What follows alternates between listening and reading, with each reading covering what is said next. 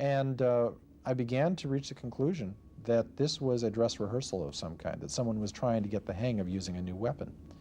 It was at that point that I began talking up in the written media to the public and also talking to some government officials that, one, this was a preparatory stage, not the final event, and that the biggest target that I could see in Japan was probably the Tokyo subway system, and probably at a rush hour.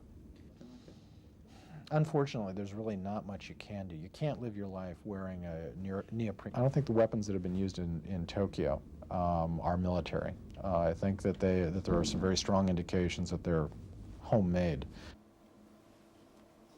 It's got to hit home. Kasumigaseki is literally only about... This represents the first time that terrorists have taken that step across the threshold into the use of weapons of mass destruction. Officials in the intelligence community and the policing communities have been afraid for a long time that something like this might happen.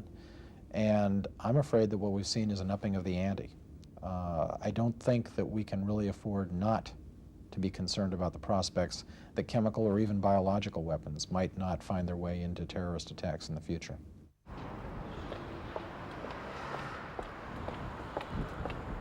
If they've survived so far, it's likely that they will continue to do so. We very much hope. Obviously, then there's the possibility of continuing problems with headaches and perhaps a few eye changes which might last for a little while.